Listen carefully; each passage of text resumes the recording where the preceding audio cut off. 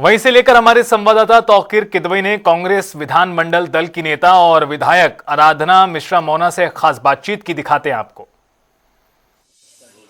महिला आरक्षण बिल लोकसभा में गिर गया। इसको लेकर आज विधानसभा उत्तर प्रदेश में स्पेशल सेशन बुलाया गया। हमारे साथ आराधना मिश्रा मोना जी हैं, कांग्रेस की नेता हैं।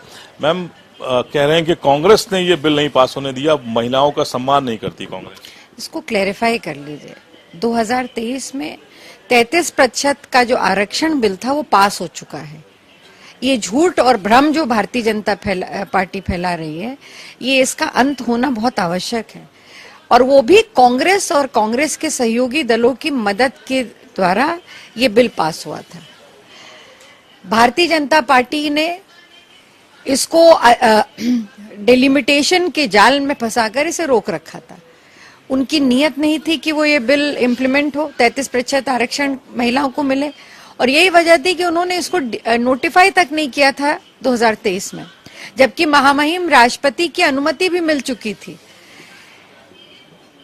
उसके बाद 2026 में ये अपने ही बिल में 2.5 साल बाद उसमें संशोधन लेकर के आए कि ये 33% आरक्षण तभी मिलेगा महिलाओं को जब डिलिमिटेशन हो जाएगा। ये कौन सी शर्त है?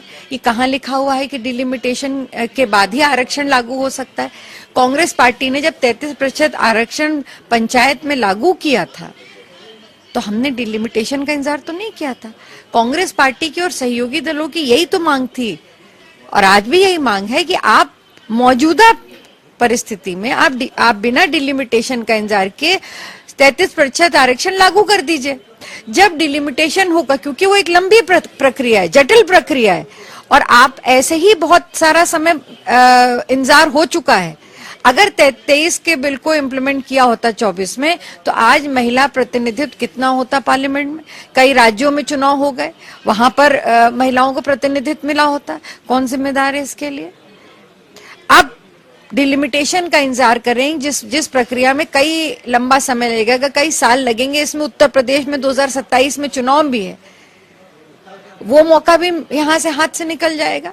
लेकिन हमारी मांग यही है कि तत्काल मौजूदा परिस्थिति में इस बिल को लागू किया जाए। लेकिन ये पॉलिटिकल पार्टीज के लिए बिल लाना क्यों जरूरी है इतना? क्योंकि कांग्रेस ने तो 2022 के चुनाव में 40% महिलाओं को टिकट दिया था, तो फिर ये बिल की क्या जरूरत है? अगर कोई पार्टी करना चाहती है तो कर सकती है। बिल्कुल, अगर इच्छा शक्ति है तो कर सकती है। मैंने तो ये फ्लोर ऑफ द हाउस पे कहा कि हमने 33 नहीं 40% आरक्षण दिया। और भारतीय जनता पार्टी से आप उम्मीद क्या करते हैं? आप टिकट की बात छोड़ दीजिए, आज अगर आप उनकी आज संगठन को देख लीजिए तो आज उनके संगठन में महिलाओं की क्या परिस्थिति है। हमने तो 5-5 राष्ट्रीय अध्यक्ष महिला दिए हैं कांग्रेस पार्टी ने। मैंने तो आज चुनौती दी है कि आप भी एक महिला राष्ट्रीय अध्यक्ष बना दीजिए। हमने तो इंदिरा गांधी को प्रधानमंत्री पद पे बिठाया, आप भी बिठा दीजिए प्रधानमंत्री पद पे किसी महिला को। अगर नियत है आपकी तो वहां पे आपको किस संशोधन की आवश्यकता है? क्या ये 33% आरक्षण आरएसएस में लागू होगा जिसमें महिलाओं के एंट्री तक बैन है? तो ये दोहरा चाल और चरित्र है।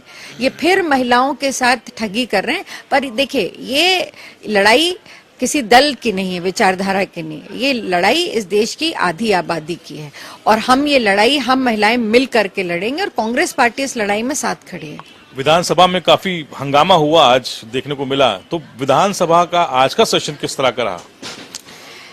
पूरी तरह से भारतीय जनता पार्टी एक्सपोज हो चुकी है।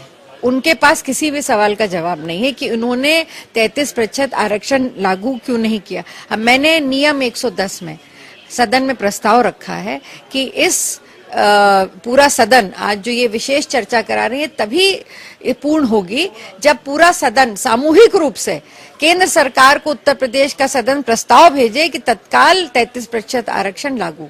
बहुत शुक्रिया हमसे बात करने के लिए। आराधना मिश्रा मोना जी हैं, कांग्रेस विधानमंडल की नेता हैं, और महिलाओं के मामले में इनका कहना है कि कांग्रेस ने 2022 के विधानसभा चुनाव में ही 40% टिकट महिलाओं को दिए थे।